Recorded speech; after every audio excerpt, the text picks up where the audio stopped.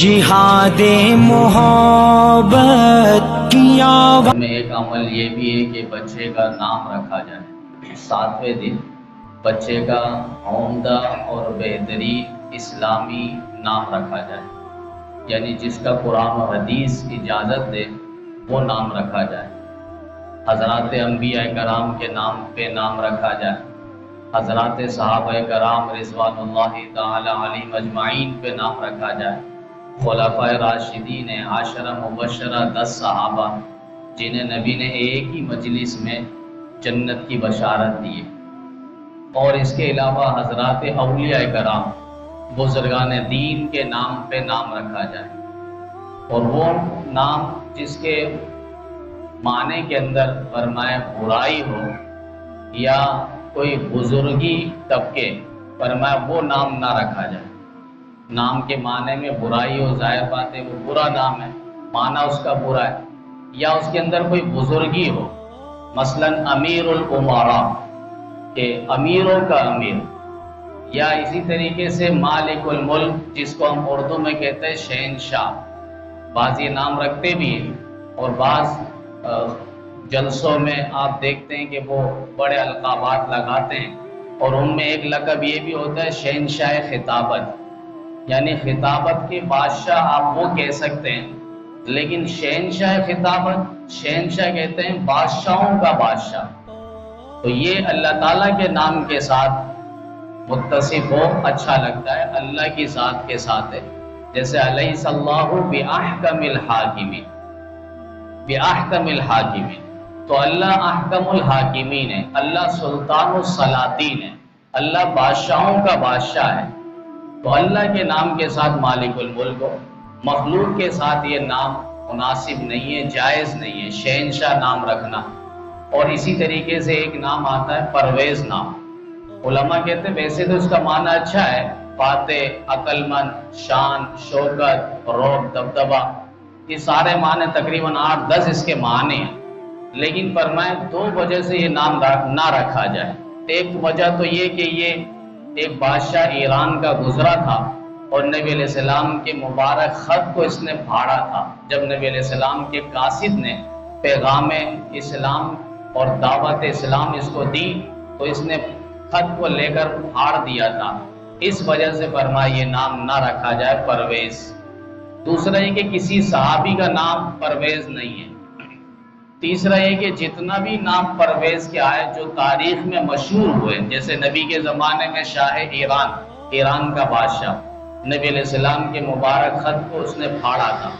دوسرا اس کے بعد آیا پرویز جس نے حدیث رسول کا انکار کیا ہے، اور اس نے کہا ہے کہ دیکھو قرآن کو تو اللہ تعالیٰ نے محفوظ کیا ہے، اور قرآن کے بارے میں اللہ تعالیٰ نے کہا ہے اِنَّا نَحْنُ نَزَّلْنَا الذِّكْرَ وَإِنَّا لَهُ لَحَافِظُونَ، ہم نے اس ذکر کو نازل کیا ہے، قرآن کو نازل کیا، اس کے محافظ اور نگہبان بھی ہم خود ہیں،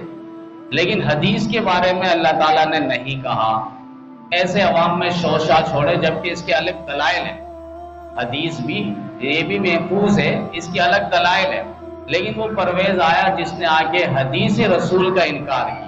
اور کہا کہ اس کی ذمہ داری اللہ تعالیٰ نے نہیں لی۔ تو 1,44,000 صحابہ کرام کیا تھے، ان کے سینے کو تو اللہ تعالیٰ نے محفوظ کیا تھا، نبی علیہ السلام کی ایک ایک اداؤں کو، وفاؤں کو، زندگی کو، طور و طریق کو، لیل و نہار کو، شب و روز کو، اٹھنے کو، بیٹھنے کو، ساری چیز کو صحابہ نے اپنے سینے میں محفوظ کیا تھا۔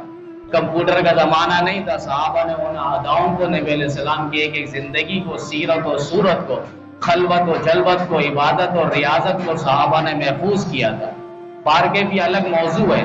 تو یہ پرویز آیا اس نے حدیث رسول کا انکار کیا۔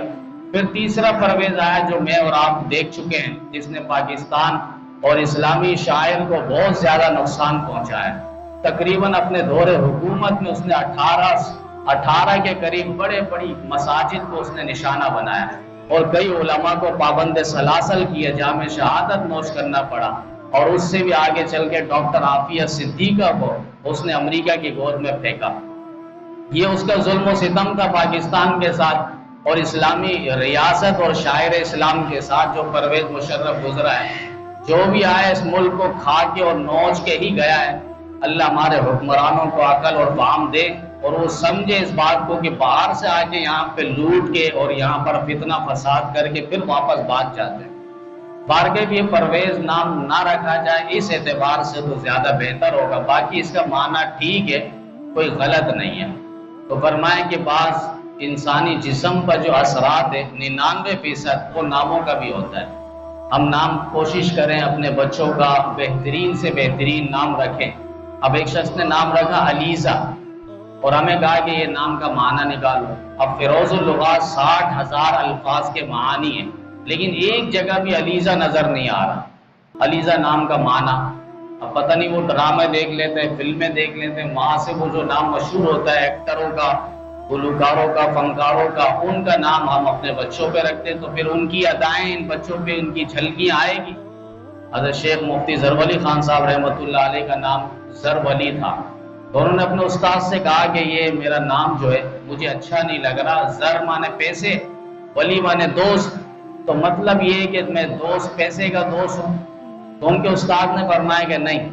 آپ یہ سمجھ لو لیکن اس کا مفہوم اور معنی یہ نہیں ہے۔ ایک وقت آئے گا اللہ تعالیٰ آپ کے قدموں سے دولت کو جاری کرے گا اور اللہ تعالیٰ دین کی خدمت کے لیے آپ کو قبول کرے گا۔ آج 4 دھانگ عالم میں حضرت کا نام ہے، اور حضرت کی زندگی میں ہی ایک نے رپورٹ لا کے دیا تھا کہ آپ کے قرآن کے ترجمے اور تفاسیر کو اور آپ کی دعوت کو جو انٹرنیٹ کے ذریعے پوری دنیا میں سنا جاتا ہے، 55,000 لوگ آپ کے بیانات کو نیٹ کے ذریعے سنتے ہیں۔ تو اللہ تعالیٰ نے اتنا فاسٹ کیا ہے اس وقت ان ذرائع کو کہ ہم دین کی تبلیغ یہاں کرتے ہیں، اللہ 4 دھانگ عالم میں اس آواز کو پہنچاتا ہے۔ تو نام ہو، بہترین نام ہو، اسلام اور انبیاء، صحابہ، اولیاء، بزرگان دین کے نام پہ ہم بچوں کا نام رکھیں گے تو انشاءاللہ ان کی زندگی سے بھی ان